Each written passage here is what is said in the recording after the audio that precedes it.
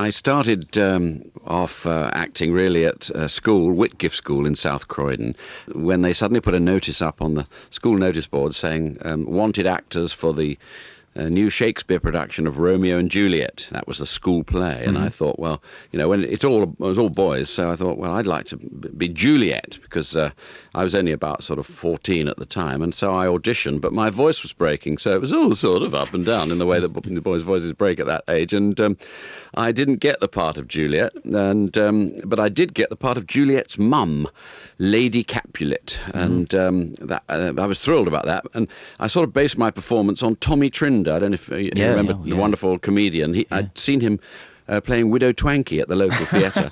And, where's my son Aladdin, like that. And he had this wonderful voice that, oh, you lucky people, he used to say. And so really my first performance as the rather gracious, elegant Lady Capulet, although I didn't quite see her in that way, was really a sort of Shakespearean Widow Twankey. And my school teacher, a wonderful man, Mr. Etherington, who was the producer of the play, he called me. He always smoked a pipe all the time. He called me one day after the rehearsal. He said, "Jarvis, a word with you." He said, "Well, now look, you're playing a woman, and you're playing it jolly well too. But the thing is, we've got to make you look like a lady, body line, So he said, borrow a bra from your mother or your girlfriend, stuff your rugby socks in it, and Bob's your auntie." And I thought, borrow a bra from my mother? I wouldn't even dream of dare, and I hadn't got a girlfriend.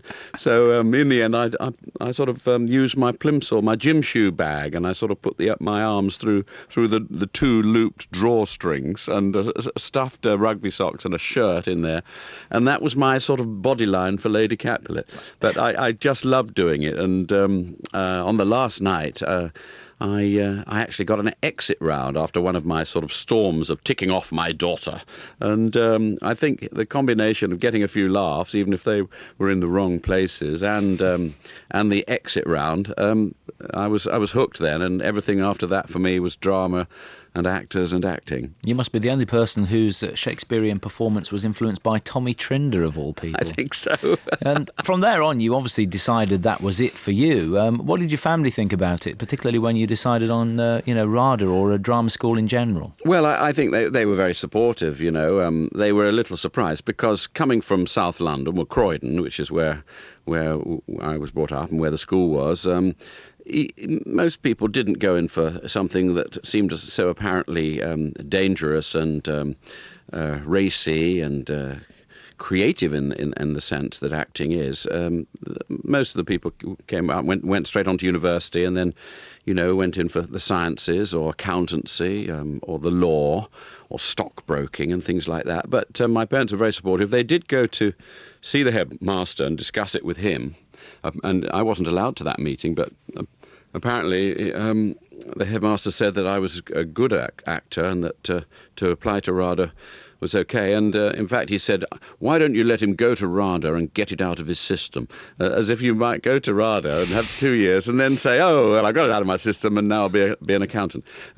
So I did go to RADA. I managed to, get a scholarship there at the age of 18, and well, as you know, I didn't get it out of my system. I'm still acting. We're all very grateful for that as well.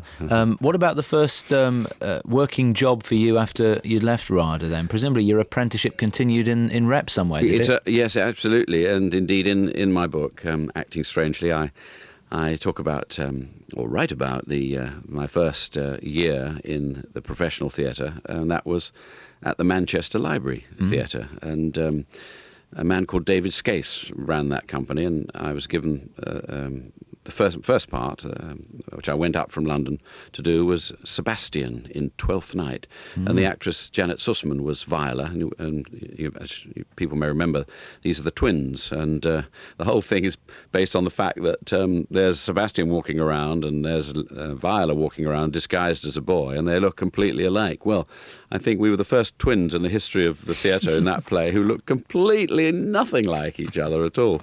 And in fact, there's the most beautiful scene at the end where they finally are confronted with each other and they turn around. It's almost as if they're looking in a mirror, And there's this wonderful line when Viola says, turns around and looks at me as Sebastian, and she says, "Do I stand there?"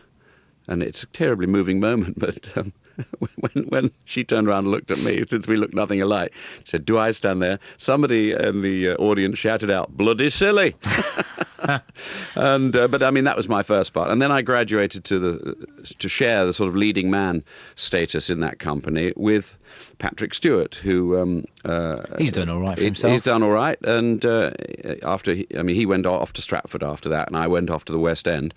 And of course, many years later, he had this wonderful success for 7 years in Star Trek: The Next Generation. He was a wonderful. You've guested in countless other television shows over here, from A Touch of Frost and Lovejoy to Good Guys, Casualty, all those, but in the States as well. And I've seen you in, I gather you did more than one episode, but I've seen you in Murder, She Wrote. I've got a home in California, and I spend some time of each year working there.